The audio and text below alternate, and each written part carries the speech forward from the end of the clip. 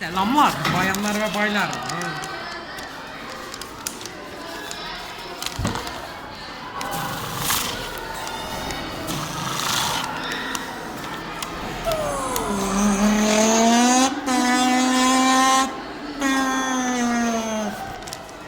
Ne ya, kameraman yok.